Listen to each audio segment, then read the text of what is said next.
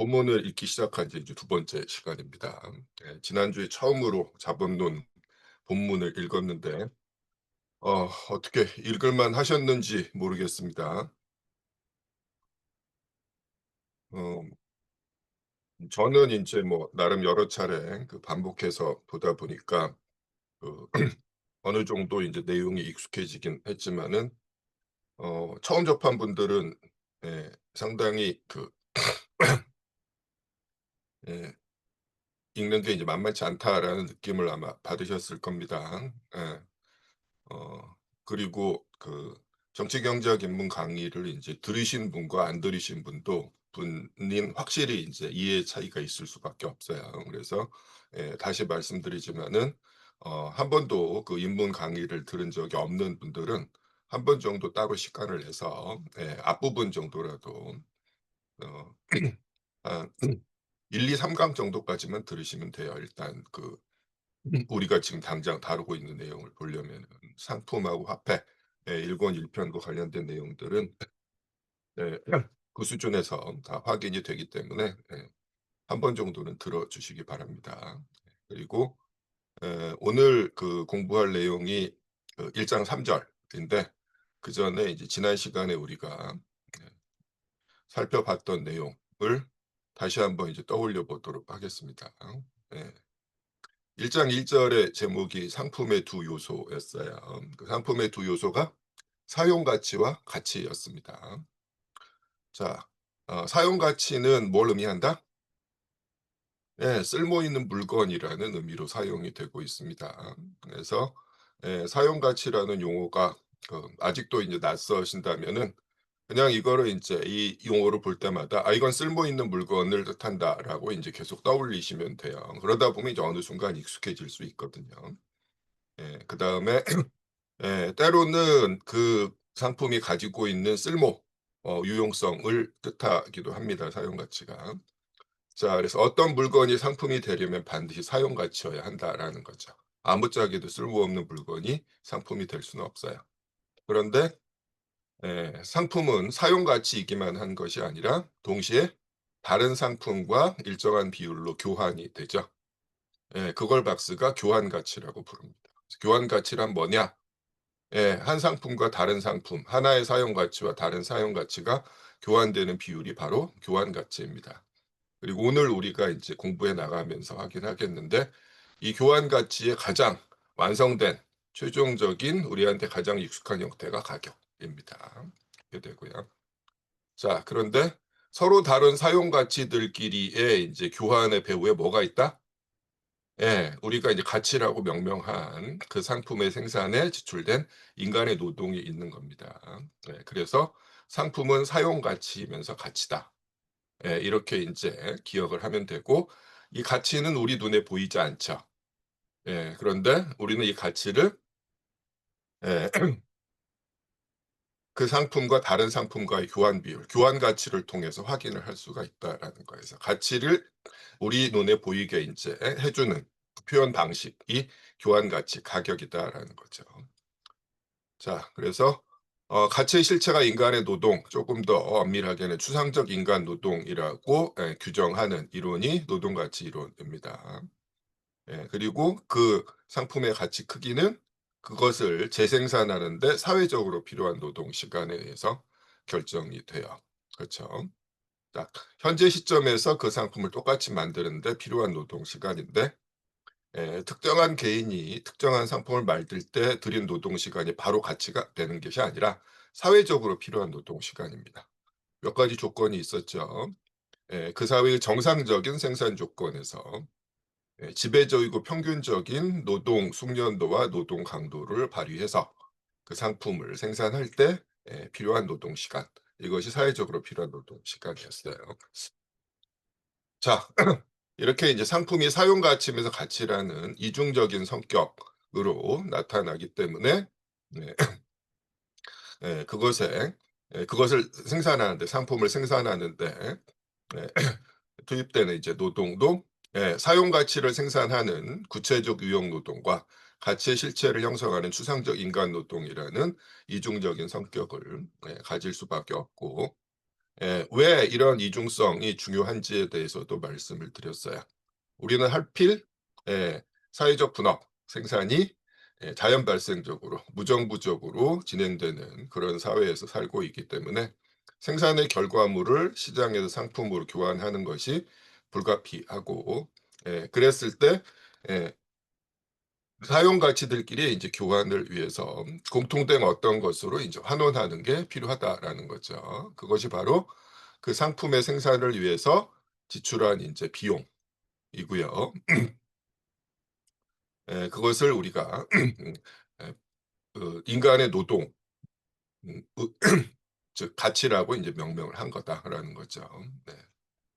제 목소리가 조금 작게 들리신다는 분이 있는데 다른 분들도 그러신가요?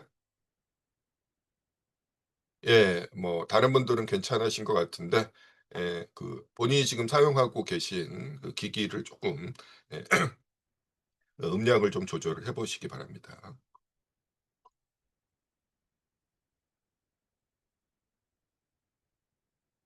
예. 네. 그러면은 오늘 내용을 보죠. 자, 오늘 1장 3 절의 제목은 가치 형태 또는 인제 교환 가치입니다. 예. 자, 이 부분을 인제 막스가 나름 자기가 쉽게 썼다라고 여러 차례 이야기하면서도 아마도 인제 '제일 어려울 거다.'라고 인제 자임한 부분입니다. 네.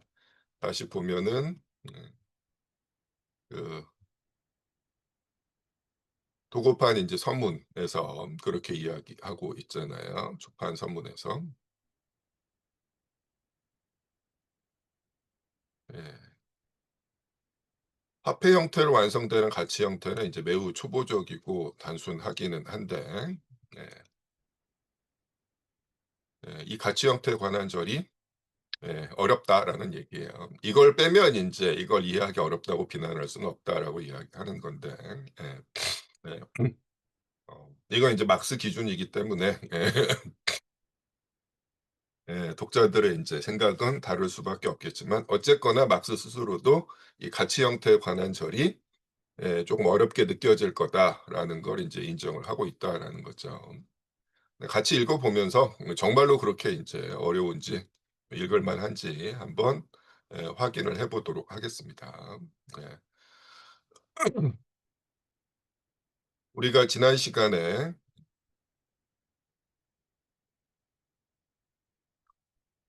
가치의 실체가 인간의 노동이라는 사실을 막스가 인제 언급한 다음에 에 어떻게 이야기를 했냐면은 그리고 네 요렇게 이야기를 하고 있어요.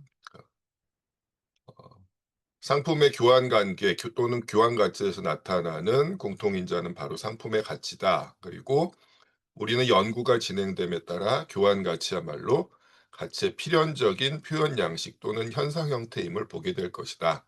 박스가 이렇게 얘기를 했는데 그리고 나서 이제 당분간은 가치의 성질을 현상 형태, 교환 가치와는 상관없이 이제 살펴보자라고 이제 계속 논의를 이어갔습니다. 네. 자, 근데 인제는 다시 이 교환 가치에 관한 내용으로 돌아온다라는 거죠. 그게 인제 3 절의 시작입니다. 자, 이제 뭐 익숙해지셨을 텐데 오늘도 인제 역시 여러분이 인제 돌아가면서 한 문단 내지는 이제 두 문단 정도씩 읽어 주시고 제가 설명을 하는 방식으로 진행을 하겠습니다. 예. 늘 말씀드리지만 이제 질문은 언제 어느 때라도 하셔도 좋습니다. 네. 그리고 그 우리 이제 다음 카페에 어 질문이 하나 지금 올라와 있거든요. 네. 보니까 이게 이제 어제 우리가 지난주에 인제 우리가 공부한 내용에 이제 관한 내용이라서 살짝 확인을 하고 넘어가도록 하겠습니다. 예.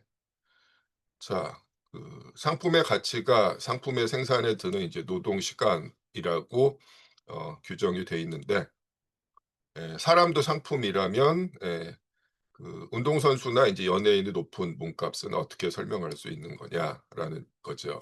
그래서 이제 독점 이용 같은 거로 봐야 되느냐라는 건데 네. 정확하게는 이제 사람이 상품이 되는 게 아니라 그 사람이 가진 이제 노동력이 상품으로 되는 거죠. 나중에 우리가 조금 더 정확하게 공부하겠습니다마는. 근데 인제 예외적으로 그 노동력에 대해서 노동력 상품에 대해서 많은 대가를 받는 사람들이 인제 존재한다라는 거죠. 그건 어떤 거냐라고 했을 때 어 여기서 인제 이야기하신 것처럼 이건 인제 그 독점 가격으로 설명하는 게 이제 맞는 것 같습니다. 그래서 어 뭐 극히 일부의 그 사람들 또는 이제 노동자들이긴 하지만은 재생산이 대단히 인제 어렵거나 인제 불가능한 경우. 네. 그게 인제 흔히 슈퍼스타라고 불리는 이런 사람들의 경우에 흔히 이야기하는 이제 몸값에 인제 적용이 되는 거죠. 네.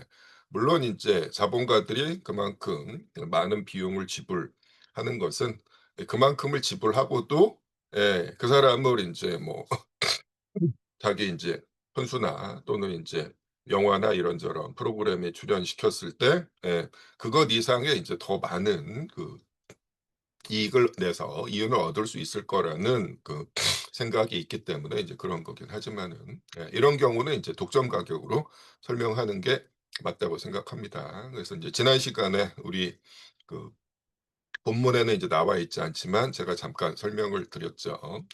가치와 전혀 이제 무관하게 가격이 결정되는 경우가 있을 수 있는데 이것은 이제 그것에 거기에 해당한다라고 생각을 합니다. 또 다른 질문이 있으실까요? 지난 시간에 공부한 내용과 관련해서. 그리고 이제 그 지금은 그 이 질문 게시판에서 사라졌는데 어 그 국가사회주의라는 그 용어의 사용에 대한 이제 질문이 그 올라왔었어요. 그리고 인제 상당히 길게 그 사세 씨가 답글을 달고 그 대화가 인제 이어지는 걸 인제 제가 확인을 했는데 오늘 들어와 보니까 또 없어졌더라고요. 그래서 나름 인제 질문하신 분이 어느 정도 납득을 해서 지우셨다고 생각이 드는데 남겨 두셨으면 더 좋았을 텐데 지워 버리셨더라고요. 네. 자 그 뭐 차세 씨가 나름 그 친절하게 설명을 해 주셔 가지고 제가 인제 따로 거기에 인제 추가할 내용은 없습니다만 그래도 그 한 번 정도 인제 그 말씀을 드린다라면은 어 사회주의라는 용어가 인제 그 역사적으로 인제 다양한 의미에서 사용이 돼 왔다라는 거죠. 그래서 이제 국가사회주의라는 용어 또한 반동적인 의미로 인제 그 사회주의를 사용하는 이제 대표적인 예 중에 하나다라는 거죠. 근데 이게 인제 그 이 이른바 전체주의라는 인제 용어와 함께 그 20 세기 사회주의 소련을 비롯한 20 세기 사회주의를 공격하는 방식으로 사용되어 왔고 그래서 인제 그 지식인들 사이에서도 전체주의 내지는 이제 국가사회주의라는 용어가 예 남용되고 있는데 실제로 이게 인제 악의적인 이유가 히틀러를 같은 파시즘과 사회주의 체제를 인제 동일시하는 방식으로 악용이 되어 왔다라는 거죠. 예. 근데 나름 그 진보적인 생각을 가지고 있는 그런 인제 지식인들조차도 그 그런 반공주의 세력로부터 딱히 자유롭지 않은 경우가 대부분이기 때문에 이 사람은 나름 좀 훌륭한 사람이라고 인제 내가 믿고 있는데 "이런 용어를 쓴단 말이야."라고 하면서 인제 혼란스러우실 수가 있는데 그건 인제 그 용어를 인제 쓴 사람 또한 안타깝게도 그런 식의 인제 선전으로부터 완전히 벗어나지 이제 못한 상황이라는 걸로 생각을 하시면 될 거예요. 그만큼 그 지배계급의 이데올로기를 인제 왜곡하고 공세가 아주 예전부터 지금까지 광범위하게 진행되고 있는 상황이라고 생각하시면 될 것 같습니다. 자 더 추가적으로 질문이 없으시면은 예 읽기 시작을 하죠. 자 윤은정 씨부터 부탁드립니다. 절 제목부터 읽어 주세요. 네. 제3절 가치 형태 또는 교환 가치. 상품은 철, 아마포, 밀 등과 같은 사용 가치 또는 상품체의 형태로 세상에 등장한다. 이것이 상품의 평범한 현물 형태다. 그러나 그것들이 상품인 것은 그것들의 이중적 성격, 즉 사용의 대상과 동시에 가치를 지니고 있기 때문이다. 그러므로 그것들은 오직 이중적 형태, 현물 형태와 가치 형태를 가지는 경우에만 상품으로 나타난다. 다시 말해 상품이라는 형태를 가지게 된다. 예, 좋습니다. 예. 자, 이 첫 문장은 우리가 그 지난 시간에 이제 공부한 내용을 다시 확인을 해 주고 있죠. 조금 전에도 말씀을 드렸고요. 그래서 상품은 사용 가치라는 모습, 유용한 물건이라는 모습으로 우리 눈에 인제 등장하게 되지만 이런 상품의 현물 형태는 예 그것 자체만으로는 그 물건을 상품으로 만드는 게 '상품이 되게 하는 게 아니다.'라는 거죠. 자, 이중적 성격을 가지고 있어야 비로소 상품이라고 할 수 있다. 그게 뭐냐?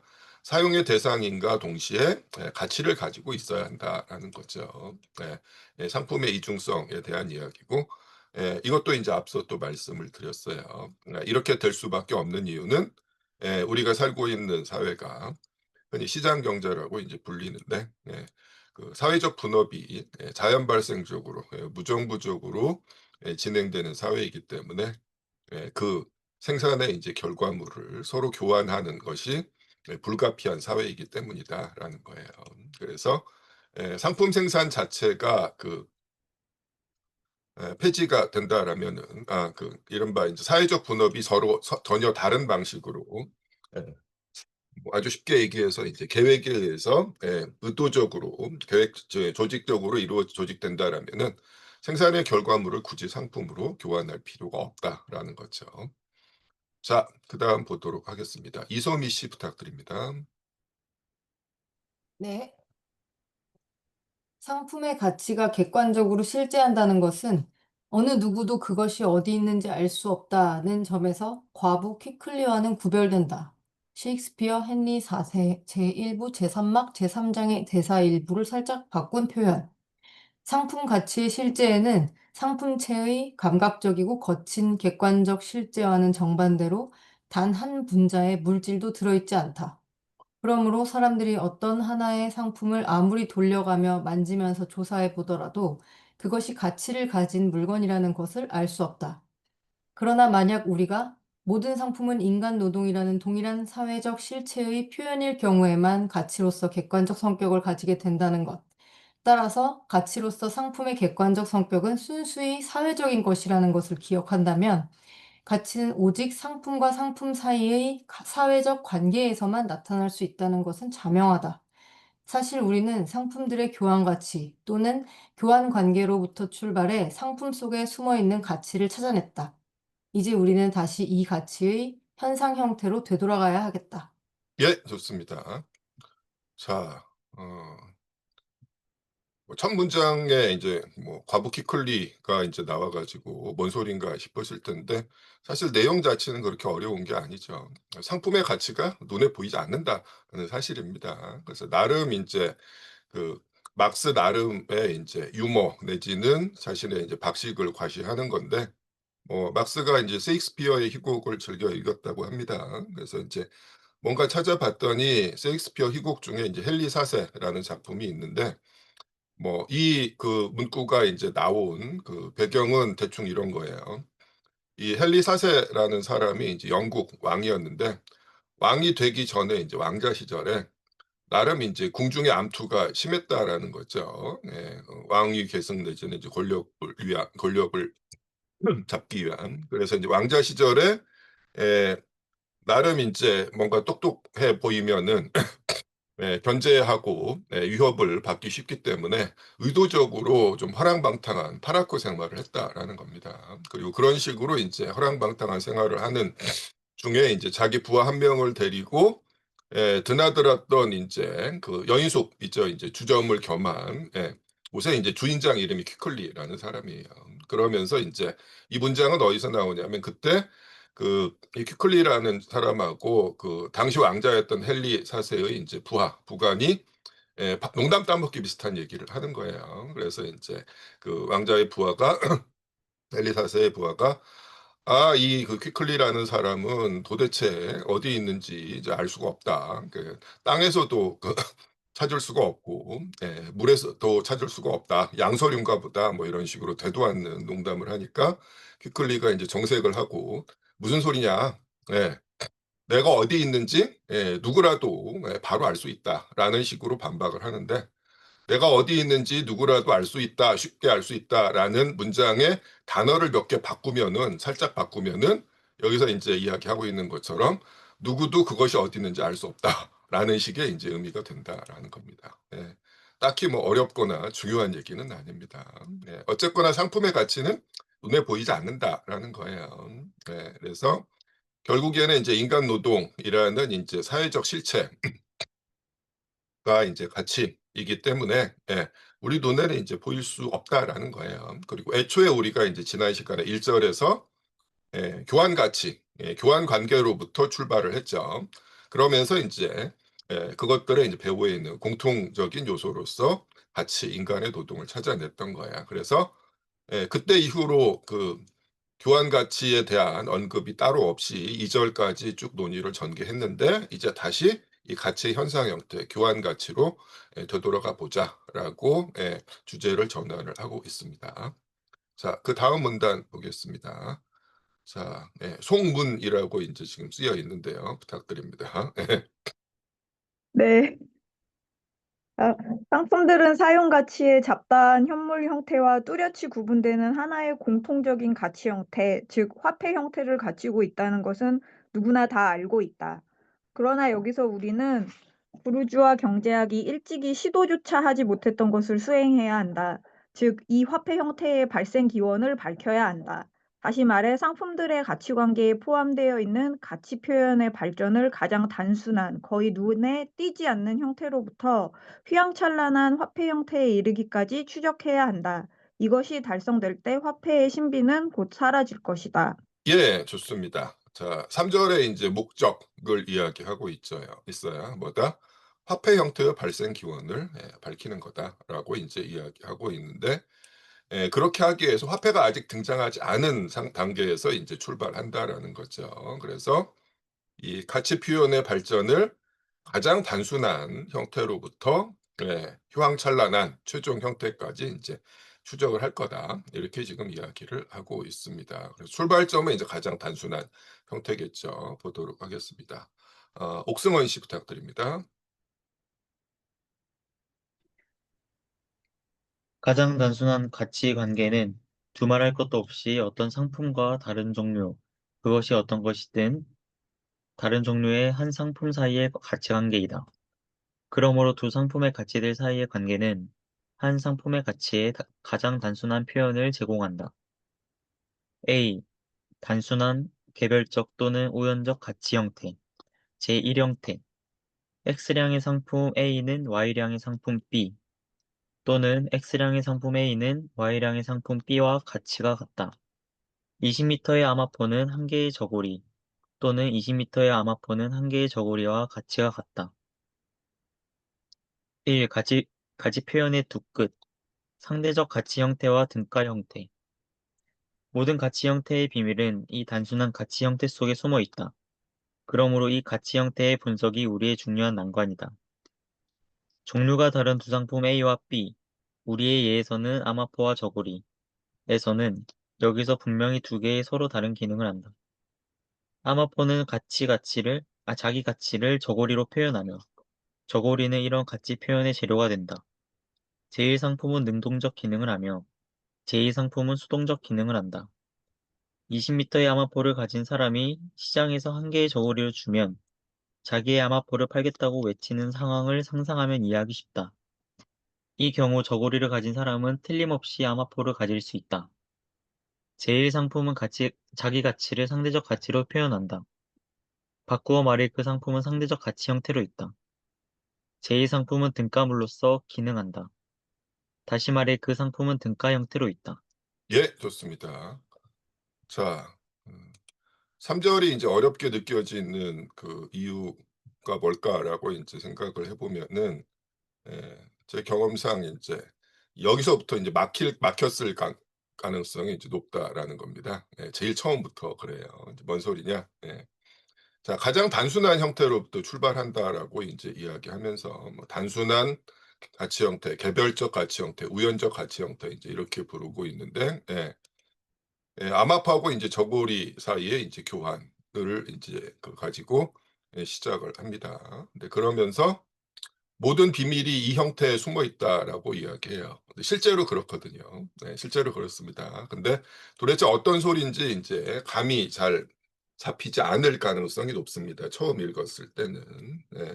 그래서 그걸 염두에 둘 필요가 있어요. 그래서 쪼끔 인제 풀어서 설명을 해 드릴게요.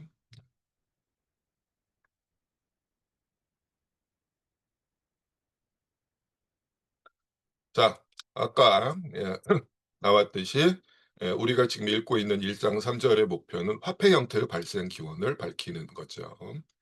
자, 그래서 아마포 20 미터와 인제 저고리 한 벌이 등장하는데 아마포하고 인제 저고리는 이전 시간에도 한번 나왔어요. 근데 인제 뭐 여러 번 읽다 보면 이제 익숙해지는데 쪼금 인제 오늘날의 독자들한테는 쪼끔 낯선 이런 용어일 수가 있는데 아마포라는 인제 물건 내지는 상품에 대해서 익숙한 분도 있으시겠지만은 최근에는 오히려 린넨이라는 단어가 훨씬 더 익숙하실 수가 있습니다. 아마포가 린넨이에요. 린넨을 아마포로 번역을 한 거고요. 저고리는 이제 영어의 코트입니다. 이런 거예요. 그래서 예 그 옷감 천의 일정 양과 그다음에 인제 외투를 인제 교환하는 상황인데 여기서 우리가 인제 먼저 염두에 둘 필요가 있는 것은, 그리고 이걸 이제 이해하는 데 조금 도움이 되는 상황 설정을 조금 알고 시작할 필요가 있습니다. 그러면 이제 조금 덜 어렵게 느껴질 수가 있는데 뭔 소리냐? 아마포라는 물건, 상품, 그리고 저고리라는 물건, 상품 두 개가 서로 마주 보고 있는 것처럼 보이지만 사실은 이것은 아마포라는 물건을 상품으로서 시장에 가지고 나온 사람과 그다음에 이제 저고리라는 상품, 물건을 가지고 있는 사람들 사이의 관계다라는 거죠.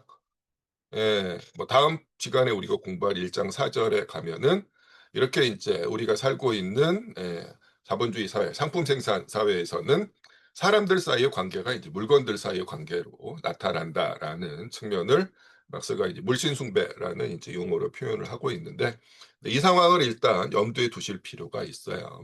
물건 두 개가 마주보고 있는 게 아니라 각각의 서로 다른 상품을 가지고 있는 두 사람 사이의 관계를 나타내고 있는 시기다라는 겁니다. 자, 그다음에 예. 어 "이게 지금 어떤 상황이냐?"라고 인제 이야기했을 때 그 얼핏 생각하면은 아마포를 가지고 있는 사람이 저고리를 필요로 하고, 그리고 저고리를 가지고 있는 사람도 아마포를 필요로 해서 서로 교환이 이루어지는 것처럼 생각하기 쉬운데 그렇게 생각하고 읽다 보면은 도저히 인제 납득이 안 되는 계속 서술을 계속 맞닥뜨리게 됩니다. 왜? 처음부터 막스가 뭐라고 이야기하고 있어요? "서로 다른 기능을 한다."라고 이야기를 하고 있는 거예요. 그러면 인제 '이게 뭔 소리야?' 싶습니다. 여기서부터 이제 막히는 경우가 많아요. 그래서 인제 여기 김세현 교수님이 달아 놓으신 역자줄을 보면 이렇게 써 있죠. "야마포 20 미터를 가진 사람이 저고리 한 벌을 자기한테 주면 이 야마포를 팔겠다고 외치는 상황이다." 이렇게 지금 이야기하고 있어요. 그래서 아마포 가진 사람이 저고리를 필요로 하는 상황이라는 거예요. 예. 근데 인제 문제는 저고리를 가진 사람이 동시에 아마포를 원할지는 알 수 없는 상황이라는 거죠. 그래서 이것은 서로가 상대방이 가진 상품을 필요로 하는 상황이 아니라 대단히 일방적인 상황을 지금 묘사하고 있습니다. 그래서 아마포의 소유자는 저고리를 필요로 합니다. 즉 자신이 가진 아마포를 저고리와 교환하고자 하는데 이랬을 때 아마포, 자신이 가지고 있는 상품의 가치가 자기가 필요로 하는 물건, 저고리로 표현이 된다라는 거예요. 이런 이야기입니다. 자, 그래서 네, 예, 반대편에 있는 이제 저고리라는 상품은 이 아마포라는 상품의 가치를 표현하는 역할을 이제 부여받게 된다라는 거예요. 왜? 아마포 소유자가 저고리를 원하기 때문이다라는 거죠. 이런 내용입니다. 자, 그러면은 이따가 곧 확인이 되겠지만은 아마포 소유자가 저고리를 간절히 원하기 때문에 저고리를 가지고 있는 사람은 자기가 원하기만 한다면 언제든지 아마포와 교환을 할 수가 있어요. 그죠? 네, 그 얘기입니다. 자, 그래서 이런 상황을 이제 뭐라고 서술하고 있어요? 아마포의 가치가 저고리로 표현된다. 이렇게 이야기하면서 예, 다른 상품의 일정한 양으로 자신의 가치를 표현하는 상품, 이 식의 이제 좌변에 있는 상품을 상대적 가치 형태에 있는 상품이다라고 이야기를 하고, 반대편에서 그 가치 표현의 재료로 되는 상품을 등가 형태에 있는 상품 또는 다른 말로 등가물이라고 부릅니다. 네, 이런 것도 알아는 거죠. 그래서 상대적 가치 형태와 이제 등가 형태라는 이런 규정이 왜 성립하는지를 이해하고 출발할 필요가 있습니다. 자, 다시 한번 말씀드리면 이게 이제 교환이 자연스럽게 이루어지는 상황이 아니라 한쪽이 다른 쪽에게 일방적으로 교환을 요청하는 상황이다라는 이야기입니다. 자, 근데 막스가 왜 이런 상황을 상정하고 논의를 하고 있을까요? 왜 그럴 것 같으세요? 자, 물론 이제 구체적인 그 상품의 예들은 임의로 등장한 거긴 하지만 동시에 대단히 이제 현실적인 상황이기도 하다라는 거예요. 무슨 소리입니까? 자, 우리가 지난 시간에 그 자본주의 사회가 흔히 시장 경제라고 부르는 상품 생산 사회인 이유에 대해서 막스가 뭐라고 얘기했어요? 그냥 자연스럽고 필연적으로 성립하는 게 아니라 사회적 분업이 사적 개인의 이제 독립적 판단에 의해서 자연 발생적으로 진행된 결과다라고 이제 이야기를 한 겁니다. 그죠? 예, 그 얘기예요.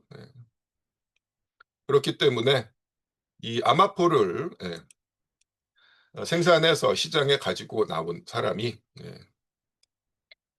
예, 자기는 인제 그 아마포가 자기한텐 사용 가치로서 필요한 게 아니라 자기가 원하는 다른 사용 가치인 저고리와의 이제 교환을 위한 수단으로서만 필요로 하지만 문제는 저고리를 가지고 있는 사람이 예, 자기가 생산해 시장에 들고 나온 아마포를 원하는지 원하지 않는지 알 수 없는 상황이다라는 거예요. 왜? 다시 한번 사회적 분업이 자연 발생적으로 무정부적으로 진행됐기 때문이다라는 거예요.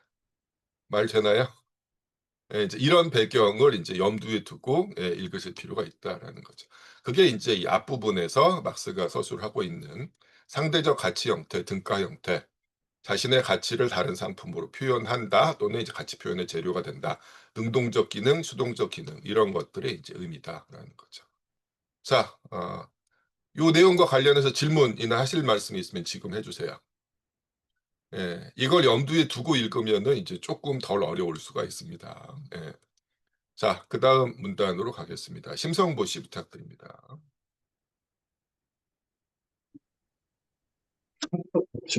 그러니까 상호 의존하고 상호 제약하는 부가분의 요소들이지만 이와 동시에 상호 배제하는 또는 상호 대립하는 극단들이다.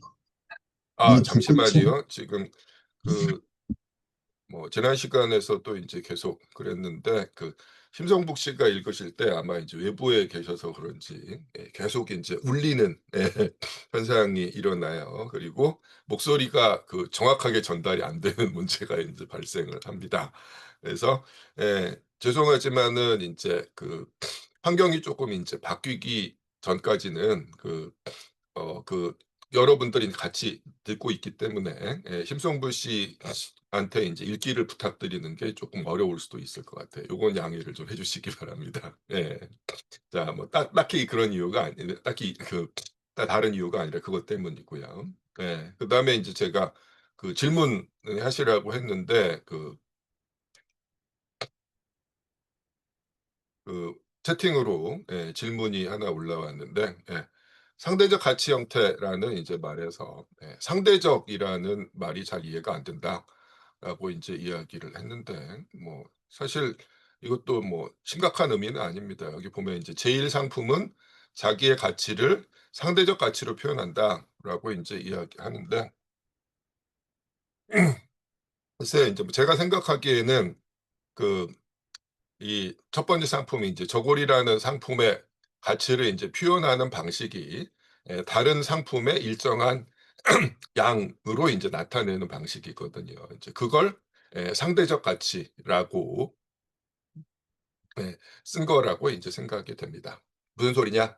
만약에 인제 아마포를 가진 사람이 저고리 말고 다른 상품을 원하게 된다면 다른 상품을 교환의 대상, 사용 가치로서 원하게 된다면 아마포의 가치는 저고리가 아닌 다른 상품, 휴대폰이 됐든 쌀이 됐든 이런 상품으로 표현이 될 거다라는 거죠.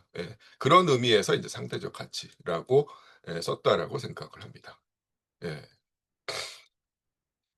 답이 되었는지 모르겠네요. 자, 일단 인제 넘어가고요. 박민지 씨 부탁드립니다. 상대적 가치 형태와 등가 형태는 상호 의존하고 상호 제약하는 불가분의 요소들이지만 이와 동시에 상호 배제하는 또는 상호 대립하는 극단들, 즉 가치 표현의 두 끝이다. 이 두 끝은 가치 표현에 의해 상호 관련 맺는 상이한 상품들이 맞는다. 예를 들어 아마포의 가치를 아마포로 표현할 수는 없다. 20m의 아마포는 20m의 아마포는 결코 가치 표현이 아니다. 이 등식이 의미하고 있는 것은 오히려 그 반대의 것이다. 20m의 아마포는 20m의 아마포, 즉 사용 대상으로 고찰한 아마포의 일정량에 지나지 않는다는 것이다. 따라서 아마포의 가치는 상대적으로만, 다시 말해 다른 상품으로서만 표현할 수 있다. 그러므로 아마포의 상대적 가치 형태는 어떤 다른 상품이 등가 형태로 아마포와 마주하는 것을 전제한다. 다른 한편으로 등가물의 기능을 하는 다른 상품은 동시에 상대적 가치 형태로 있을 수는 없다. 왜냐하면 이 다른 상품은 자기 가치를 표현하는 것이 아니라 오직 제1상품의 가치를 표현하는 재료를 제공하고 있을 뿐이기 때문이다. 네, 좋습니다. 방금 질문하신 내용에 대한 답이 이 문단에 이미 들어 있었네요. 예. 자, 자신의 가치를 다른 상품, 자신이 아닌 다른 상품으로서 표현한다는 의미에서 상대적이라는 용어를 쓰고 있습니다. 자, 뭐 상호 의존하고 상호 제약하는 불가분의 요소이지만 동시에 상호 배제하고 상호 대립하는 극단들이다. 뭐 이렇게 이야기하고 있는데 뭐 용어가 조금 이제 어렵게 느껴질 수도 있는데 별 얘기 아닙니다. 그죠? 예. 그 어느 하나의 상품만 있으면은 아무 의미가 없다라는 거죠. 그래서 이제 아마포라는 상품이 자신의 가치를 표현하기 위해서는 아마포와는 다른 상품이 인제 반드시 필요하다라는 의미예요. 그래서 그게 인제 상호 의존하고 상호 제약하는 불가분의 요소다 이렇게 이야기합니다. 그래서 그게 인제 그 상대적 가치 형태와 등가 형태라고 했을 때 한 상품이 인제 상대적 가치 형태로 로 있기 위해서는 반드시 인제 그 상품과 다른 상품이 등가 형태로 존재해야 된다라는 이야기입니다. 그리고 상호 배제하고 상호 대립한다라는 거는 뭐냐면은 하나의 상품이 동시에 상대적 가치 형태이면서 등가 형태로 있을 수는 없다라는 이야기죠. 뭐 이것도 사실 당연한 이야기일 겁니다. 그렇죠? 네. 그래서 다시 한번 결국 인제 이 이야기를 해 주고 있는 거예요. 독립적으로 존재하는 상품이 이제 자신의 가치를 인제 드러날 수 없고 예 다른 상품과의 관계를 통해서만 자신의 가치를 인제 표현할 수 있다라는 거예요. 네. 근데 뭐 이게 어떻게 가능한가? 이건 사실 우리가 이미 공부를 했던 내용인데 이따가 인제 설명이 다시 나올 겁니다. 자, 물론부터 계속 읽겠습니다. 최병희 씨 부탁합니다. 에, 물론 20m 아마포, 한 개 저고리, 즉 20m 아마포는 한 개 저고리와 가치가 같다는 표현은 한 개 저고리 20m 아마포, 즉 한 개 저고리는 20m 아마포와 가치가 같다는 역의 관계를 내포하고 있다. 그렇다 하더라도 저고리의 가치를 상대적으로 표현하기 위해서는 등식을 거꾸로 놓아야 한다. 그렇게 되면 저고리 대신 아마포가 등가물이 된다. 따라서 동일한 상품은 동일한 가치 표현에서는 동시에 두 형태를 취할 수 없다. 두 형태는 정반대의 것으로 서로 대지한다. 계속 읽나요? 네.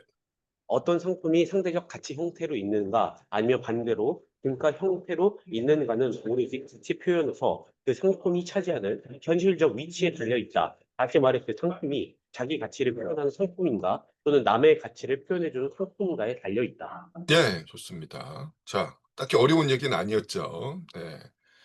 자, 거듭 말씀드리지만은 조금 잘 이해가 안 된다 싶으시면 바로바로 질문해 주시기 바랍니다. 그다음 보겠습니다. 박미숙 씨 부탁드립니다. 음소거 해제 부탁드릴게요.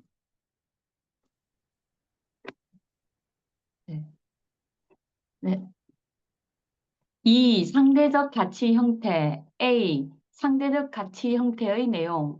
한 상품이 가지는 가치의 단순한 표현이 어떻게 두 상품의 가치관계 속에 숨어 있는가를 해명하기 위해서는 이 가치관계를 먼저 그 양적 측면으로부터 완전히 떠나 고찰할 필요가 있다. 그런데 사람들은 보통 이와 정반대의 연구 방법을 취해 가치관계에서 두 가지 상품의 일정한 양이 서로 같게 되는 비율만을 본다. 그들은 이때 상이한 물건들의 크기는 동일한 단위로 환원된 뒤에야 비로소 양적으로 비교할 수 있다는 사실을 잊어버리고 있다. 동일한 단위로 표현했을 때만 그 물건들의 크기는 공통분모를 가지며 따라서 서로 비교할 수 있는 것이다. 네, 당연히 그렇죠. 그리고 이미 우리가 이제 앞서 이 가치라는 개념을 도출할 때 살펴봤던 내용인 거죠. 아마포와 저고리라는 서로 다른 물건이 어떻게 인제 그 등호로 인제 연결이 될 수 있는가 라는 거죠. 네. 그다음 보도록 하겠습니다. 차현욱 씨 부탁드릴게요. 20m의 암화포 1개 저고리든 20m 암화포 20개 저고리든 또는 20m 암화포 X개 저고리든 다시 말해 일정한 양의 암화포가 많은 저고리와 가치가 같은 적은 저고리와 가치가 같은 이런 비율의 존재 자체는 가치량으로서 암화포와 저고리가 동일한 단위의 표현들이며 동일한 성질을 가진 물건들이란 것을 항상 전제하고 있다. 아마포 저고리라는 것, 아마포는 저고리. 그죠? 네. 그죠? 네. 아마포는 저고리라는 것이 이 등식의 기초다. 그러나 질적으로 같은 이 두 상품이 동일한 기능을 하는 것은 아니다. 이 등식에서는 아마포의 가치만이 표현될 뿐이다. 어떻게 표현되는가? 아마포가 자기의 등가물 또는 자기와 교환될 수 있는 물건인 저고리와의 관계를 통해 자기의 가치를 표현한다. 이 관계에서 저고리는 가치의 존재 형태, 즉 가치의 물적 모습으로 여겨진다. 왜냐하면 저고리는 오직 그런 것으로서만 아마포와 동일하기 때문이다. 다른 한편으로 이 관계에서 아마포 자신의 가치로서의 실제가 독립적인 표현을 얻는다. 왜냐하면 오직 가치로서만 아마포는 저고리, 등가이자 자기와 교환될 수 있는 물건 저고리와 관계를 맺을 수 있기 때문이다. 화학으로부터 예를 빌린다면 부티르산과 포름산 프로필은 서로 다른 물질이다. 그러나 이 둘은 모두 동일한 화학적 실체인 탄소와 수소와 산소로 그것도 동일한 비율로 구성되어 있다. 이제 우리가 부티르산을 포름산 프로필과 같다고 표시한다면 이 관계에서는 첫째로 포름산 프로필은 C4H8O2의 존재 형태에 지나지 않으며 둘째로 부티르산도 역시 C4H8O2로 구성되어 있다는 것을 의미할 것이다. 이와 같이 부티르산을 포름산 프로필과 등치시킴으로써 우리는 그것들의 물적 형태와는 다른 화학적 구성을 표현하게 되는 것이다. 네, 그렇죠. 뭐 사실 뭐 화학에서 인제 그 분자식으로 이제 분자식이 같은 이제 두 물질을 지금 예로 들고 있는데 결국 지금 하는 얘기는 아마포하고 저고리라는 이제 서로 다른 물건들을 어떻게 이제 동등한 것으로 취급하고 있는지라는 이야기고, 뭐 곧 나오겠지만 이제 결론은 이미 우리가 어떻게 그게 가능한지는 이미 우리가 1절에서 확인을 한 거야. 1절, 2절에서. 그죠? 예. 각각의 이제 서로 다른 상품들, 사용 가치들을 생산하는 노동을 인간 노동 일반 추상적 인간 노동으로 환원 내지는 이제 동일시했기 때문이다라는 거죠.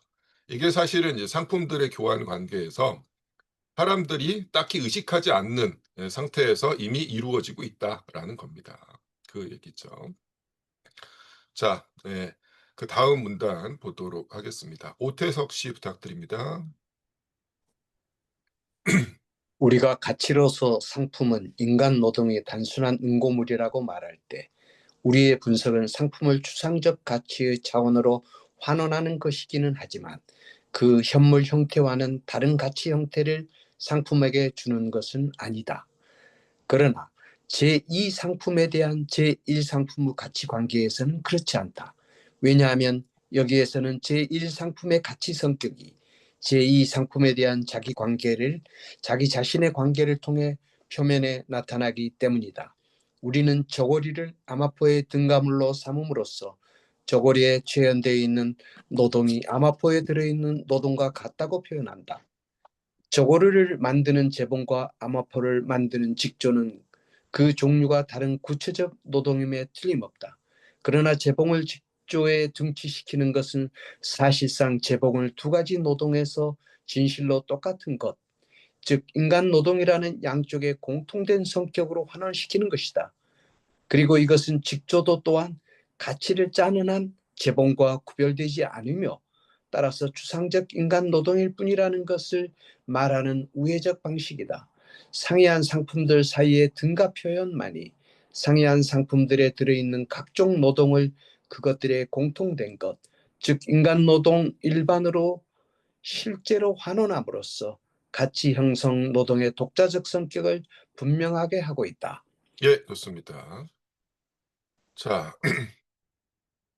가치는 가치로서 상품은 인간 노동의 응급물이다라고 이제 이야기했을 때, 뭐 그렇다라는 거죠. 상품은 가치다라는 의미이긴 하는데, 어떤 상품이 단독으로 존재하면 그걸 표현할 수가 없다라는 거죠. 그래서 예, 현물 형태와는 다른 가치 형태가 이 상품에 주어지지는 않는다라는 거죠.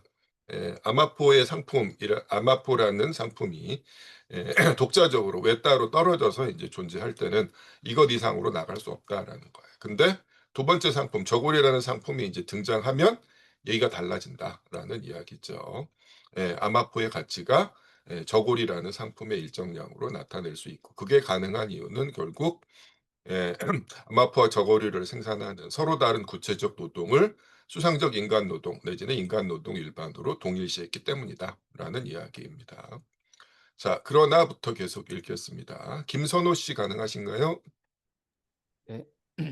그러나 아마포의 가치를 형성하는 노동의 독특한 성격을 표현하는 것만으로는 부족하다. 인간 노동력이 운동하는 것, 즉 인간 노동은 가치를 창조하지만 그 자체가 가치는 아니다. 인간 노동은 어떤 대상의 형태로 응고된 상태에서만 가치로 된다. 아마포의 가치를 인간 노동의 응고물로 표현하기 위해서는 아마포의 가치는 아마포 그 자체와는 물적으로 구별되면서 또 동시에 아마포와 기타 모든 상품에 공통되는 하나의 객관적 실제를 가지는 것으로 표현되어야 한다. 이 문제는 벌써 해결되었다. 네, 해결됐죠.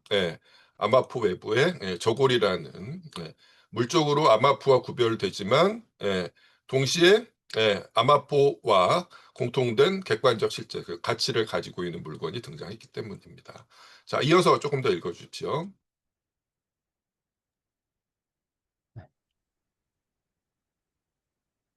네, 계속 읽어주십시오. 네, 잠깐만요. 저고리에 대한 아마포의 가치 관계에서 저고리는 질적으로 아마포와 같은 것, 같은 종류의 것으로 여겨지는데 그것은 저고리가 가치이기 때문이다. 그러므로 여기에서 저고리는 가치가 표현되는 물건, 즉 가치를 손으로 만져 느낄 수 있는 현물 형태로 표현하는 물건이다. 그러나 저고리 그 자체, 상품인 저고리의 물체는 순수히 사용 가치다. 저고리 그 자체가 가치를 표현하지 못하는 것은 임의의 아마포 한 조각이 스스로 가치를 표현하지 못하는 것과 마찬가지다. 왜냐하면 상품은 자기 가치를 가치관계 속에서만 표현할 수 있기 때문이다. 이 사실은 저고리가 아마포와의 가치관계 안에 있을 때는 그 외부에 있을 때보다 큰 의의를 가진다는 것을 보여주고 있다. 이것은 마치 많은 사람들이 금으로 장식된 제복을 입을 때는 그것을 입지 않을 때보다 큰 중요성을 지니게 되는 것과 같다. 예, 좋습니다.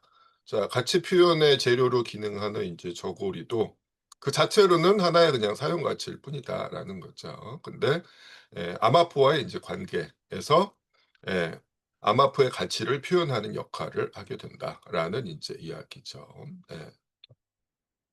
자, 뭐 당연한 얘기이긴 하지만은 그래서 저고리가 아마포의 가치를 표현할 수 있는 이유는 아마포의 소유자가 저고리를 필요로 하기 때문입니다. 딱 그래서 저고리가 그런 역할을 할 수 있는 거다라는 거죠.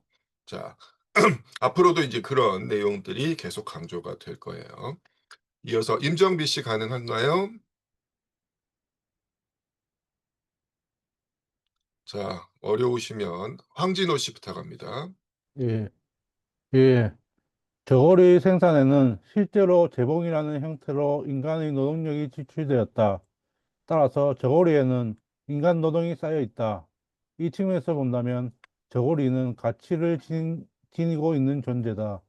물론 이런 저고리의 속성은 저고리가 아무리 닿고 달아져도 들여다 보이는 것은 아니다. 가치 등식에서 아마포와 등가물로서 저고리는 이런 가격, 즉 구체적 형상을 띠고 있는 가치 또는 가치체로 기능한다. 저고리가 단추를 채우고 나타났음에도 아마포는 그 속에 있는 아름다운 동류의식, 가치한 동류의식을 느낀다. 그러나 아마포에 대한 저고리가 가치를 대표하려면 아마포에는 가치가 저고리의 형태를 취해야만 한다. 그것은 마치 개인 A가 개인 B로부터 국왕으로 숭배받으려면 B의 눈에 국왕이 A의 육신을 가지고 나타나야 하며 더욱이 A의 용모와 머리털과 기타 여러 가지가 국왕이 교체될 때처럼 변해야 하는 것과 마찬가지다. 네, 좋습니다. 이제 방금 말씀드린 것처럼 아마포에게 이제 저고리가 가치를 대표하려면 아마포에게는 가치가 저고리 형태를 취해야만 한다 이런 표현인데 지금 여기서 이제 아마포하고 이 저고리를 물건인데도 마치 이제 살아있는 존재처럼 주체처럼 이제 취급을 하고 있죠. 실제로는 뭐예요? 아마포가 아니라 아마포 소유자인 거죠. 아마포 소유자에게 이제 가치가 저고리의 형태를 취한다. 네, 이건 무슨 뜻이다? 거듭 말씀드리지만은 아마포의 소유자가 저고리를 필요로 해야 한다. 즉 이제 아마포와의 교환을 원해야 한다라는 이야기입니다. 자, 그다음 읽도록 하겠습니다. 따라서부터요. 새롬 씨 부탁드립니다. 따라서 저고리가 아마포의 등가물로 되는 가치관계에서 저고리의 형태는 가치 형태로 여겨진다. 그러므로 상품 아마포의 가치는 상품 저고리의 물체로 표현된다. 즉, 한 상품의 가치는 다른 상품의 사용 가치로 표현된다. 사용 가치로서 아마포는 저고리와 분명히 구별되는 물건이지만 가치로서 아마포는 저고리와 같은 것이며 따라서 저고리처럼 보인다. 이와 같이 아마포는 자기의 현물 형태와는 다른 가치 형태를 얻는다. 아마포의 가치로서의 존재는 아마포와 저고리의 동등성으로 나타나는데 이것은 마치 기독교의 양과 같은 성질을 기독교도 신의 새끼양이라고 표현하는 것과 마찬가지다. 네, 좋습니다. 자, 이어서 문지원 씨 부탁합니다. 상품 가치의 분석이 이전에 우리에게 말해준 모든 것을 아마포 자신이 저고리와 교제하게 되자마자 우리에게 또다시 들려주고 있다. 다만 아마포는 자기만 아는 언어, 즉 상품으로 자기 생각을 표현한다. 노동은 인간 노동이라는 추상적 속성에서 아마포 자신의 가치를 창조한다는 것을 말하기 위해 아마포는 저고리가 자기와 동등하다고 여겨지는 경우에만, 즉 가치일 경우에만 자기와 동일한 노동으로 구성되어 있다고 말하는 것이다. 가치라는 자기의 고상한 객관적 실제는 자기의 거친 육체와는 다르다는 것을 말하기 위해 아마포는 저고리의 형태로 자기 가치를 표현하며 따라서 자기 자신도 가치물인 한 저고리와 조금도 다르지 않다고 말한다. 덧붙여 말하면 상품도 히브리어 이외에 다소 정확한 많은 방언들을 가지고 있다. 예를 들어 상품 B를 상품 A에 등치하는 것이 상품 A의 가치를 표현하는 방식이라는 것을 나타낼 때 독일어의 Wertsein, 가치가 있다는 라틴어 계통의 동사 발레로보다는 적절하지 못하다. 파리는 확실히 미사를 받을 만하다. 예, 좋습니다. 네.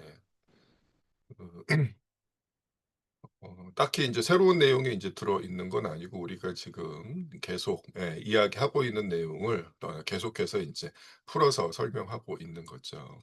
그러면서 이제 뭐 마지막에 이제 여러 외국어들이 등장합니다. 독일어의 베르트자인. 예.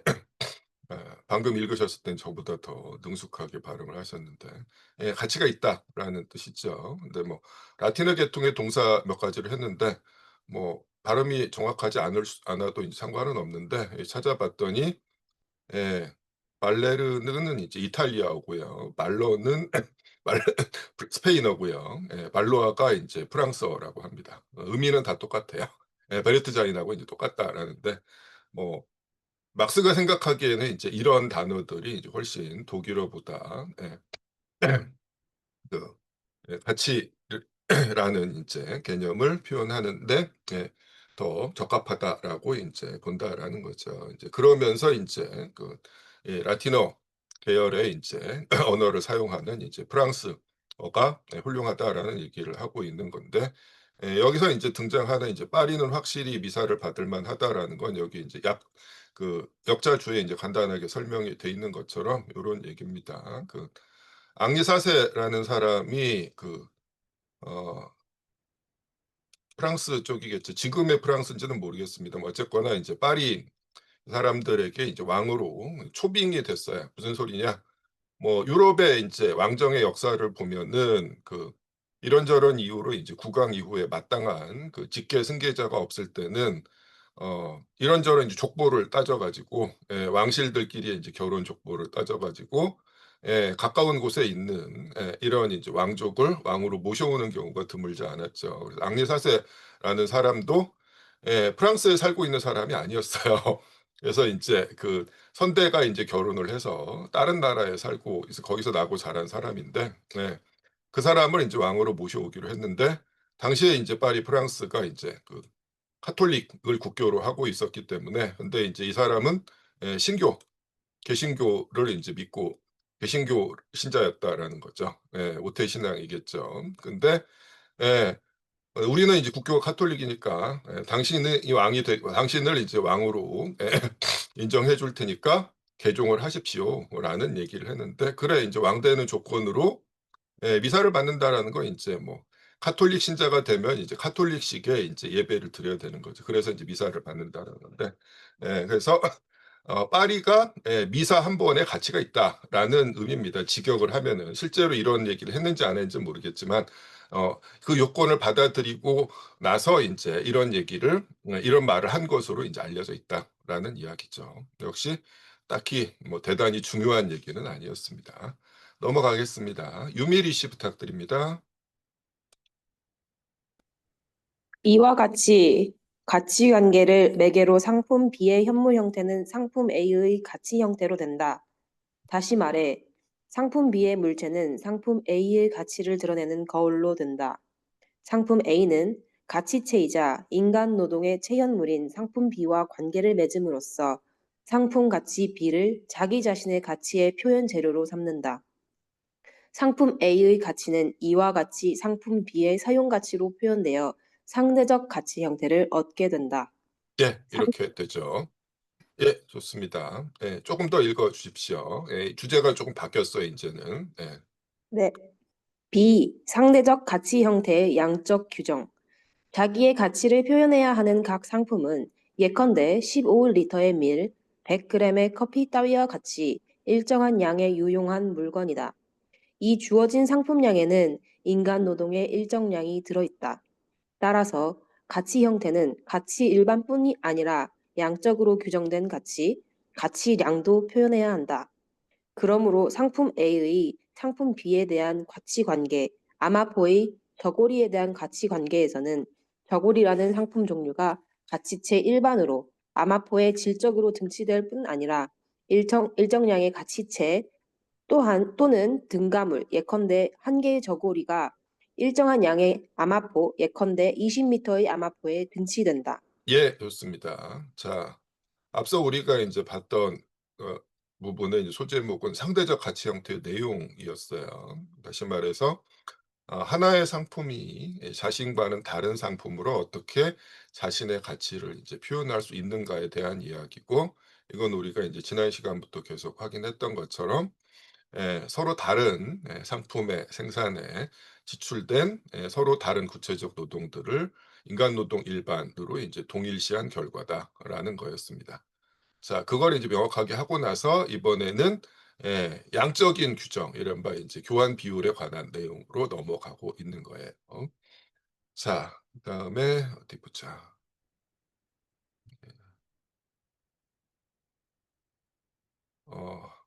한 바퀴로 이제 쭉 돌았는데 지금 이제 음성 불가라고 써 놓으신 분들이 많네요. 네, 다시 예, 되돌아와 보겠습니다. 자, 윤은정 씨 다시 부탁드릴까요? 네. 20m 아마포는 한 개 저고리, 즉 20m 아마포는 한 개 저고리와 가치가 같다 하는 등식은 한 개 저고리에는 20m 아마포에 들어있는 것과 같은 양의 가치 실체가 들어있다는 것. 따라서 양쪽의 상품량은 같은 양의 노동 또는 동일한 노동 시간을 필요로 한다는 것을 의미한다.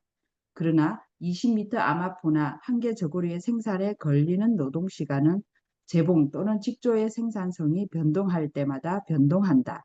이제 이런 변동이 가치량의 상대적 표현에 미치는 영향을 한층 더 상세히 연구해야 한다. 예, 좋습니다. 자, 아마포 20m는 저고리 한 벌, 이런 식으로 표현할 수 있는 이유는 결국 뭐다? 아마포 20m의 생산에 사회적으로 필요한 노동 시간과 저고리 한 벌의 생산에 사회적으로 필요한 노동 시간이 같기 때문이다라는 거예요. 근데 문제는 어떤 상품의 생산에 사회적으로 필요한 노동 시간이 항상 고정 불변은 아니다라는 거야. 그럼 이제 각 상품의 생산에 필요한 노동 시간이 달라지면 이런 그 교환 비율, 즉 가치 표현 자체가 달라질 수밖에 없다라는 건데, 그 원리를 살펴보자라는 이야기입니다. 자, 1번부터 보도록 할게요. 이소미 씨 부탁합니다. I 1이라고 해야 되나요? 예, 1이에요, 1. 이거는 로마자로 쓰고 있습니다. 1. 아마포의 가치는 변하는데 저고리의 가치는 변하지 않는 경우. 만약 아마포의 생산에 걸리는 노동시간이 예컨대 아마를 재배하는 토지의 비옥도가 떨어졌기 때문에 2배로 된다면 아마포의 가치도 2배로 될 것이다. 20m의 아마포는 한 개의 저고리 대신 20m의 아마포는 2개의 저고리로 될 것이다. 왜냐하면 한 개의 저고리는 이제 20m의 아마포에 드는 노동시간의 반밖에 들지 않기 때문이다. 이와 반대로 만약 아마포의 생산에 필요한 노동시간이 예컨대 토지 개량에 의해 반으로 감소한다면 아마포의 가치도 절반으로 줄어들 것이다. 이에 따라 이제 20m의 아마포는 2분의 1개의 저고리로 된다. 이와 같이 상품 B의 가치는 불변이라도 상품 A의 상대적 가치, 즉 상품 B로 표현하는 상품 A의 가치는 상품 A의 가치에 정비례해 상승 또는 하락한다. 예, 뭐 어려운 얘기는 아니죠. 그래서 자, 저고리의 가치는 그대로인데 이제 아마포의 가치만 변하면 어떻게 되느냐? 가치 표현 자체가 이제 달라질 수밖에 없어요. 아마포의 생산에 필요한 노동 시간이 20시간이 되면은 예, 여전히 저고리 생산에 필요한 노동 시간이 10시간이라면 이제 아마포 20m는 저고리 2벌이 될 거고, 반대로 5시간으로 줄어들면 이제 저고리 2분의 1벌이 될 거다. 요런 이야기입니다. 같은 내용이 이제 반대편에서 또 나와 있어요. 자, 이것도 이소미 씨가 연이어서 읽어 주십시오. 2. 안마포의 가치는 불변인데 저고리의 가치가 변동하는 경우. 저고리의 생산에 필요한 노동시간이 예컨대 양털의 흉작 때문에 2배로 된다면 20m의 아마포는 1개의 저고리가 아니라 이제는 20m의 아마포는 2분의 1개의 저고리로 될 것이다. 반대로 저고리의 가치가 절반으로 떨어진다면 20m의 아마포는 2개의 저고리로 될 것이다. 그러므로 상품 A의 가치는 불변이라도 상품 B로 표현하는 상품 A의 상대적 가치는 상품 B의 가치 변동에 반비례해 하락 또는 상승한다. 1과 2의 여러 가지 경우를 비교해 보면 상대적 가치의 동일한 양적 변동이 정반대의 원인으로 발생할 수 있다는 것을 알 수 있다. 예컨대 20m의 아마포는 1개의 저고리라는 등식이 20m의 아마포는 2개의 저고리로 되는 것은 어떤 때는 아마포의 가치가 2배로 되기 때문이고 또 어떤 때는 저고리의 가치가 절반으로 떨어지기 때문이다. 그리고 그 등식이 20m의 아마포는 2분의 1개의 저고리로 되는 것은 어떤 때는 아마포의 가치가 절반으로 떨어지기 때문이고 또 어떤 때는 저고리의 가치가 2배로 등귀하기 때문이다. 예, 좋습니다. 자, 이번에는 아마포의 가치는 그대로인데 이제 저고리의 가치가 변하면 어떻게 되느냐라는 거예요. 그래서 저고리의 가치가 2배로 되면은 이게 이제 아마포 20m가 저고리 2분의 1벌이 될 거고요. 네.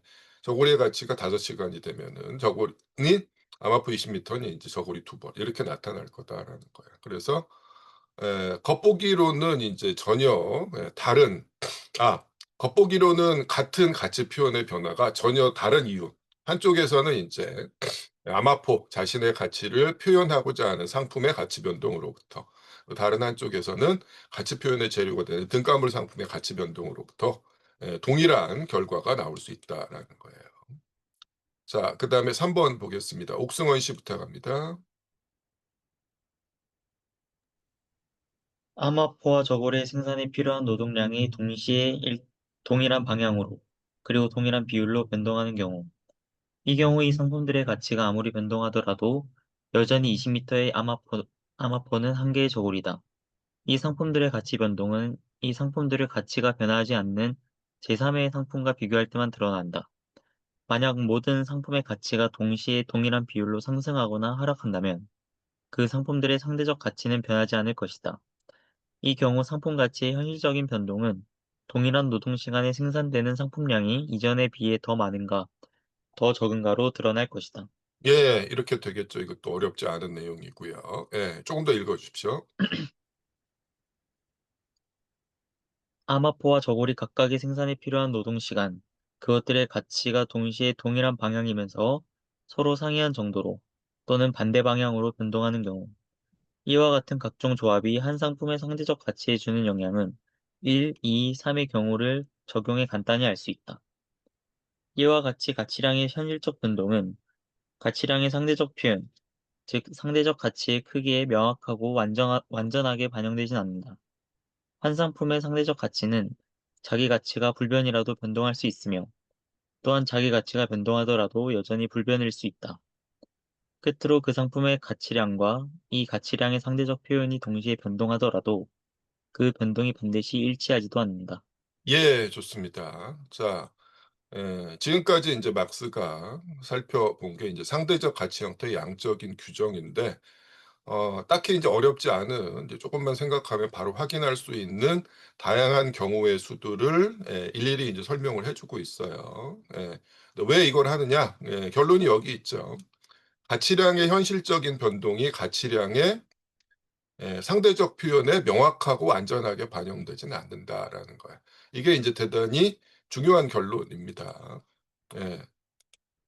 자, 그래서 가치가 우리 눈에 이제 보이지 않으니까 우리는 그 상품의 가치를 간접적으로 교환 가치, 즉 가치량의 상대적 표현을 통해서만 알 수 있는데 문제는 그 표현 자체가 명확하지 않을 가능성이 항상 있다라는 겁니다. 그죠? 지금 여기서는 우리가 암호화폐와 저고리 사이의 교환 비율만을 다루고 있지만 지금 우리가 하고 있는 과정의 목표가 뭐예요? 화폐의 등장이잖아요. 최종적으로 상품들이 화폐와 교환되게 되면은 이제 상품들의 가치는 화폐의 일정량 가격으로 나타나게 돼요. 근데 문제는 이미 여기서부터 무슨 얘기를 하고 있는 거야. 이 가치량의 상대적 표현 교환 가치가 명확하지 않을 수 있다라고 이야기하잖아요.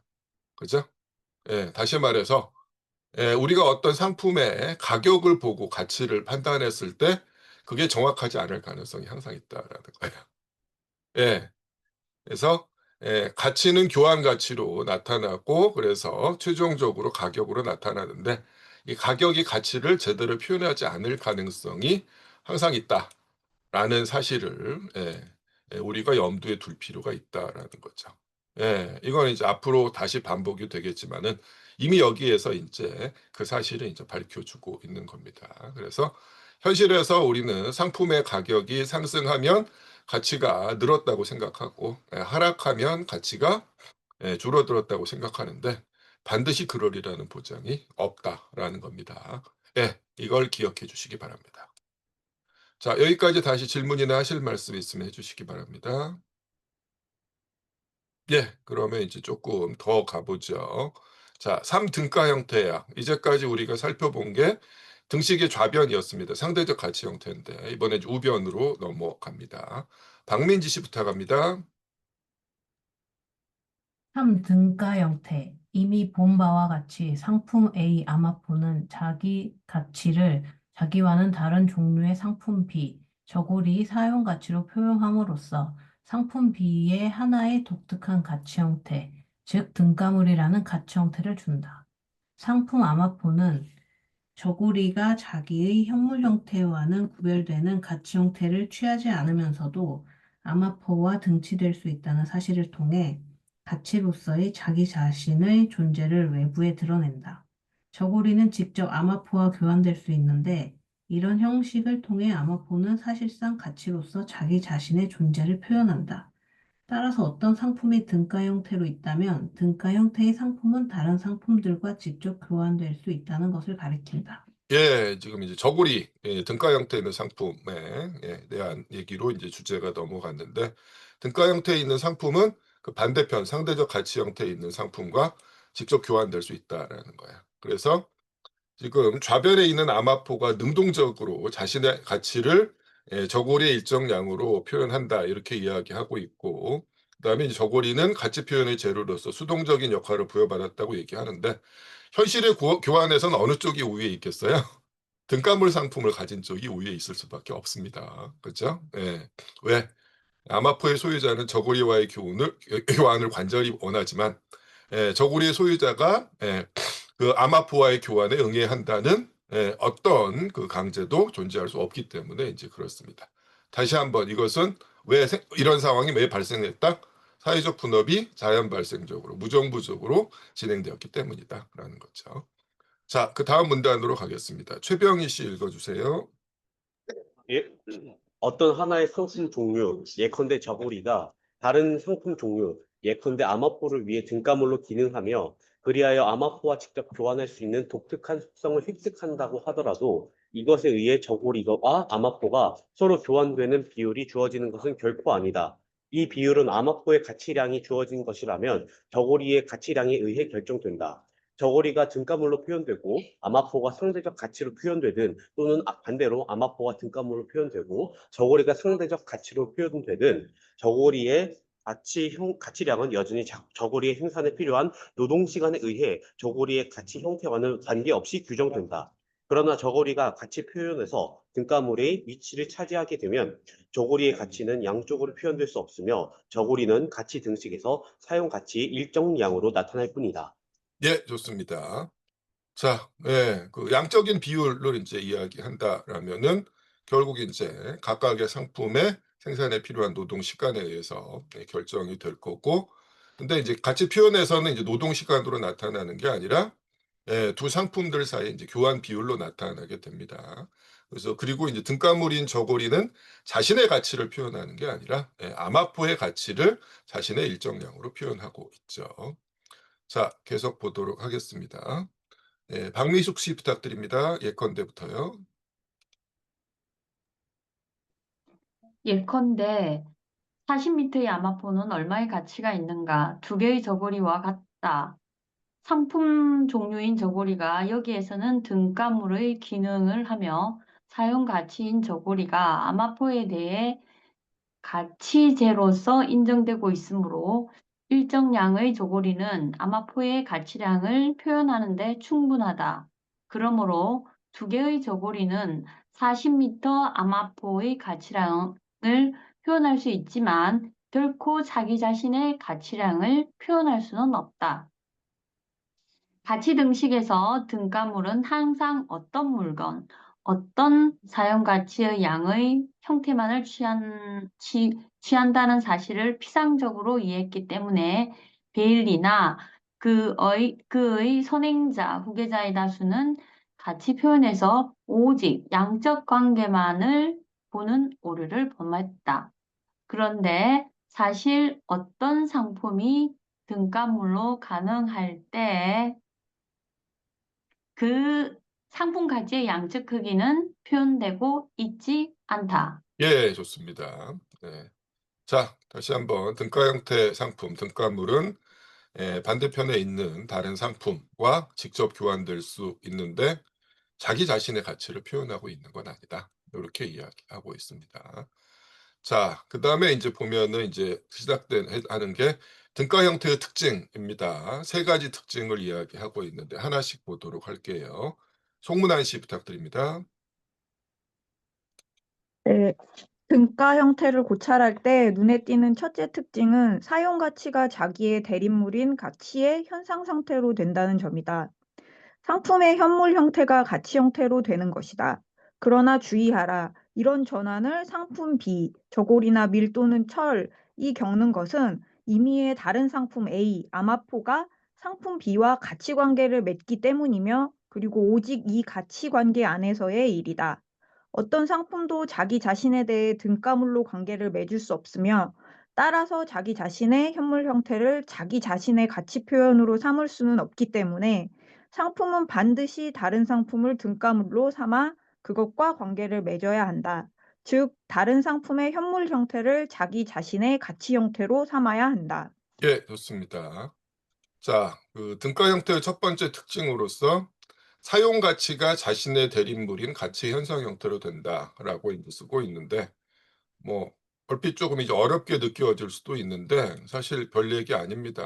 여기서 뭐 이제 대립물이라는 이제 해결식 용어가 나와서 좀 더 어렵게 느껴지긴 하는데 이때의 사용 가치가 가치 현상 형태로 된다라는 건 어, 여기서 사용 가치는 이제 저고리를 뜻하는 겁니다. 등가물 상품이죠. 등가물인 저고리. 이때 이제 등가물은 사용 가치로서 나타난다라는 거예요. 사용 가치인 저고리가 가치 현상 형태인데 이제 저고리 자신의 가치가 아니라 뭐예요? 반대편에 있는 상품. 아마포의 가치의 현상 형태. 그 가치 표현의 재료로 된다라는 겁니다. 그렇게 읽으시면 어려운 얘기가 아닙니다. 저고리가 아마포의 가치의 현상 형태로 된다. 이런 이야기예요.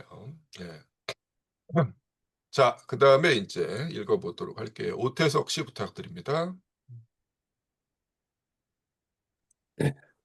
이것을 쉽게 설명하기 위해 상품체로서 상품, 사용 가치로서의 상품을 측정하는 데 사용되는 척도를 예로 들어보자. 덩어리 사탕은 물체인 까닭에 무겁고 따라서 일정한 무게를 가지고 있지만 사람들은 그 무게를 직접 눈으로 볼 수 없고 손으로 감지할 수도 없다. 그러므로 우리는 그 무게가 미리 확정되어 있는 각종의 쇠조각, 저울추를 가져온다. 추의 물체 형태는 그 자체를 보면 덩어리 사탕과 마찬가지로 무게의 현상 형태는 아니다. 그런데도 덩어리 사탕을 무게로 표현하기 위해 우리는 사탕을 추와 중량 관계에 놓는다. 이 관계에서 추는 무게 이외에는 아무것도 표시하지 않는 하나의 물체로 기능한다. 그러므로 추의 크기는 사탕의 무게를 측정하는 일을 하며 덩어리 사탕에 대해 오직 무게의 화신 또는 무게의 현상 형태를 대표한다. 추가 이런 기능을 하는 것은 무게가 측정되어야 할 사탕 또는 어떤 물체가 추와 맺는 관계의 내부에서뿐이다. 만약 이 두 물체가 모두 무게를 가지지 않는다면 그것들은 이런 관계를 맺을 수 없을 것이며 따라서 그것들 중에 한쪽이 다른 쪽의 무게를 표현할 수도 없을 것이다. 우리가 이 두 물체를 저울 위에 놓을 때 우리는 그들의 무게라는 점에서 동일하며 따라서 일정한 비율을 취하면 동일한 무게를 가진다는 것을 확인하게 된다. 추라는 물체가 무게의 척도로서 덩어리 사탕과 맺는 관계에서 오직 무게만을 대표하는 것과 마찬가지로 우리의 가치 표현에서는 저골이라는 물체가 아마포의 관계에서 오직 가치만을 대표한다. 예, 좋습니다. 자, 등가 형태의 세 가지 특징 중에 이제 첫 번째 특징이 사용 가치가 가치 현상 형태로 된다라는 건데, 여기서 이제 예로 들고 있는 게 뭐 사탕의 이제 무게를 재기 위해서 추를 사용하는 경우인데, 여기서 이제 사탕에 해당하는 게 우리가 지금까지 살펴보고 있는 아마포죠. 그래서 아마포의 가치를 보기 위해서 저고리를 사용하고 있는 거다라는 이야기입니다. 자, 그다음에 이어서 볼게요. 네, 그러나부터요. 차현욱 씨부터 합니다. 그러나 유사성은 여기에서 끝난다. 덩어리 사탕의 무게 표현에서 추는 두 물체의 공통된 자연적 속성, 즉 그들의 무게를 대표하고 있지만 아마포의 가치 표현에서 저고리는 두 물건의 그 어떤 초자연적인 순수히 사회적인 속성, 즉 그들의 가치를 대표한다. 어떤 한 상품, 예컨대 아마포의 상대적 가치 형태는 아마포의 가치 존재를 아마포의 물체나 그 속성들과는 전혀 다른 것으로, 예컨대 저고리와 같은 것으로 표현하고 있으므로 이 표현 자체가 벌써 그 배후에 어떤 사회적 관계가 숨어 있다는 것을 암시하고 있다. 등가 형태는 이것과는 반대다. 등가 형태에서는 어떤 상품체, 예컨대 저고리가 있는 모습 그대로 가치를 표현하며 따라서 처음부터 가치 형태다. 물론 이것은 상품인 저고리가 상품인 아마포에 대해 등가물로 되어 있는 가치관계 안에서만 그러하다. 그러나 어떤 물건의 속성은 그 물건이 다른 물건과 맺는 관계로부터 발생하는 것이 아니고 오히려 그런 관계 속에서 실증되는 데 지나지 않는다. 그런데도 저고리가 무게가 있다든가 체온을 보존하는 속성을 가지고 있는 것과 꼭 마찬가지로 등가 형태, 즉 다른 상품과 직접적으로 교환 가능하다는 속성을 처음부터 가지고 있는 것처럼 생각할 수 있다. 등가 형태의 신비성이 이로부터 생기는데 경제학자의 거친 부르주아적 안목은 이 등가 형태가 완성되어 화폐로 자기 앞에 나타날 때 비로소 이 신비성에 주목하게 된다. 그때 경제학자는 금과 은의 신비성을 타파하기 위해 금과 은을 그보다 덜 찬란한 상품들로 대체하며 일찍이 상품의 등가물로 기능한 바 있는 모든 보통 상품들의 목록을 항상 새로운 만족감으로 암송하고 난다. 그는 20m의 아마포가 한 개의 저고리라는 가장 단순한 가치 표현이 벌써 우리가 풀어야 할 등가 형태의 수수께끼를 제기하고 있다는 것을 깨닫지 못한다. 예, 좋습니다. 예. 자, 무슨 얘기를 하고 있는 거냐? 예. 등가 형태에 있는 상품, 등가물이 가치 형태, 다른 상품의 가치를 표현할 수 있는 이유는 뭐다? 저고리가 상품인 아마포에 대해 등가물로 되어 있는 관계 안에서만 그렇다라는 거죠. 즉, 아마포의 소유자가 저고리를 와의 교환을 원하고 있기 때문에 그렇다라는 거예요. 만약에 이제 아마포의 소유자가 난 저고리 필요 없어, 난 휴대폰을 와의 교환을 원한다. 그러면 이제 저고리는 등가물로서 기능하지 못합니다. 다른 상품의 가치를 나타낼 수가 없다라는 거예요. 자, 근데 이제 이걸 이제 망각하는 경우가 많다라는 겁니다.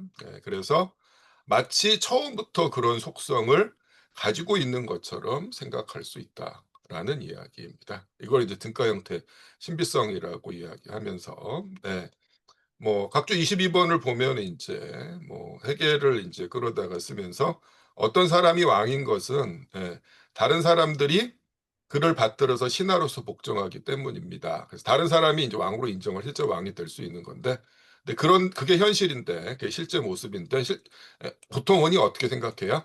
이 사람이 이제 원래부터 왕이다라는 거야. 예, 나면서부터 왕이기 때문에 우리는 당연히 신하로서 이 사람한테 복종해야 한다라고 이제 거꾸로 생각한다라는 거죠. 예. 근데 이게 이제 결국 우리가 목표로 하는 최종 도달점인 화폐와의 관계도 마찬가지다라는 거예요. 그래서 최종적으로 이제 그 모든 상품들의 등가물로서 이제 기능하게 되는 게 화폐인데, 오늘날 이제 화폐에 대해서 우리가 뭐라고 생각하기 쉬워요? 화폐는 원래부터 나면서부터 다른 모든 상품들과 교환될 수 있는 권능을 원래부터 가지고 있다라고 생각하기 쉽다라는 거예요. 근데 그렇게 될 수 있는 이유는 뭐예요? 다른 상품 소유자들이 그런 역할을 화폐 또는 화폐로 사용되는 특정한 상품에 부여했기 때문이다라는 거예요. 그래서 찬찬히 읽어보면 결국에 이제 마지막에 등장하는 화폐의 본질에 대해 가지고 계속해서 그 여러 가지 이제 주의할 점이나 그 실체를 이야기해주고 있다라는 걸 알 수가 있습니다. 그래서 나중에 이제 다시 한번 읽어보시면서 그런 점들을 염두에 두고 또 생각을 해보시기 바랍니다. 자, 그 다음 보도록 할게요. 자, 박민지 씨 부탁합니다. 등가물로 기능하는 상품체는 항상 추상적 인간 노동이 구체적 형태를 취해 나타난 것으로 통용되지만 등가물은 항상 특정에 유용한 구체적 노동의 생산물이다. 그리하여 구체적 노동이 추상적 인간 노동을 표현하게 된다. 예컨대 저고리가 단순히 추상적 인간 노동의 구체화라면 저고리에 실제로 실현되어 있는 제복 노동은 단순히 눈에 보이는 추상적 인간 노동이다. 아마포의 가치 표현에서 제복의 유용성은 의복, 그리하여 인품을 만드는 데 있는 것이 아니라 우리들의 가치, 즉 아마포의 가치에 대상화되어 있는 노동과 조금도 구별되지 않는 노동의 응고물로 인정하는 물체를 만드는 데 있다. 가치의 거울로 기능하기 위해서는 제복 그 자체는 인간 노동이라는 그 추상적 속성 이외에는 다른 아무것도 반영해서는 안 된다. 예, 좋습니다. 자, 여기서부터 이제 등가 형태의 세 가지 특징 중에서 두 번째 형태 특징에 대한 설명으로 넘어간 건데요. 두 번째 특징이 이제 곧 나오겠지만 구체적 노동이 추상적 인간 노동의 현상 형태로 된다라는 거예요. 근데 이것도 첫 번째 특징과 마찬가지로 조금 어렵게 느껴질 수 있는데 우리가 이제까지 공부한 걸 적용하면은 사실 첫 번째 특징을 다른 말로 쓴 겁니다. 왜? 우리가 지난 시간에 봤죠. 사용 가치를 생산하는 노동을 구체적 노동이라고 했고 가치를 형성하는 노동을 추상적 인간 노동이라고 했잖아요. 그러니까 첫 번째 특징하고 두 번째 특징이 완전히 같은 말입니다. 그렇죠. 사용 가치가 가치 현상 형태로 되기 때문에 사용 가치인 저고리를 생산하는 구체적 노동이 아마포라는 상품의 이제 가치, 즉 추상적 인간 노동의 현상 형태로 된다. 이런 이야기죠. 그리고 이제 그게 어떻게 가능한지를 이제 다시 또 이야기하고 있어요. 사실 여러 차례 나오죠. 추상적 인간 노동, 어떻게 이제 다른 상품들의 생산에 투입된 서로 다른 구체적 노동을 동일시할 수 있는가를 계속 반복해서 이야기해주고 있습니다. 자, 그 다음에 이상배 씨 부탁합니다. 네, 인간의 노동력은 재봉의 형태로도 직조의 형태로도 지출된다. 그러므로 두 형태는 인간 노동이라는 일반적 속성을 가지고 있으며 따라서 어떤 경우 예컨대 가치의 생산에는 오직 이 관점에서만 고찰되어야 한다. 여기에는 조금도 신비로운 것이 없다. 그러나 상품의 가치 표현에서는 사정이 완전히 달라진다. 예를 들어 직조는 직조라는 구체적 노동에 의해서가 아니라 인간 노동이라는 일반적 속성에 의해 아마포의 가치를 형성한다는 것을 표현하기 위해 우리는 아마포의 등가물을 생산하는 구체적 노동, 즉 재봉을 직조와 대비시키고 있다. 지금 재봉은 추상적 인간 노동이 눈에 보이는 형태로 실현된 것이다. 등가 형태의 둘째 특징은 이와 같이 구체적 노동이 그 대립물인 추상적 인간 노동의 현상 형태로 된다는 것이다. 예, 좋습니다. 자, 여기까지가 이제 두 번째 특징에 대한 설명이었어요. 자, 그 다음에 이제 마지막 세 번째 특징입니다. 김선호 씨 부탁합니다. 이 구체적 노동, 즉 재봉이 무차별적인 인간 노동의 표현으로 인정되기 때문에 이 노동은 다른 노동, 즉 아마포에 들어있는 노동과 동일하다는 성질을 가지게 된다. 따라서 이 노동은 다른 모든 상품 생산 노동처럼 사적 노동이지만 또한 직접적으로 사회적 형태의 노동인 것이다. 바로 그렇기 때문에 이 노동은 다른 상품들과 직접 교환될 수 있는 생산물의 모습으로 우리에게 나타나는 것이다. 이와 같이 사적 노동이 그 대립물의 형태, 즉 직접적으로 사회적 형태의 노동으로 된다는 것이 등가 형태의 셋째 특징이다. 예, 좋습니다. 예. 자, 세 번째 특징은 뭐다? 사적 노동이 직접적으로 사회적 형태의 노동으로 된다라는 건데, 사실 역시 이제 같은 얘기예요. 즉, 저고리라는 사용 가치를 생산하는 이 노동은 그 노동이 행해질 당시에는 딱히 그 의미를 사회적으로 인정받지 못한 사적 노동이라는 거야. 그 저고리를 생산하는 사람이 처음부터 이제 내가 생산하는 이런 상품이라는 저고리가 어느 누군가에게 이제 반드시 필요한 것일 거다라는 걸 알고 만들지 않았다라는 거죠. 그런 의미의 사적 노동이라는 거예요. 근데 이게 시장에 이걸 들고 나와 봤더니 아마포를 가진 사람이 간절하게 이 교환을 원하고 있더라라는 거예요. 그렇게 되는 순간 어때요? 이때 이 저고리는 다른 상품의 이제 가치, 수학적 인간 노동을 이제 표현하는 그 의미를 승인받은 노동이 된다라는 거예요. 그런 얘기를 하고 있는 겁니다. 자, 조금 이 절이 남아 있는데 조금 쉬고 진행을 하도록 하겠습니다. 일단 여기까지 질문이나 하실 말씀 있으면 해주시고요. 당장 없으시면은 쉬었다가 할게요. 9시 20분에 다시 시작하도록 하겠습니다. 9시 20분에 뵙겠습니다.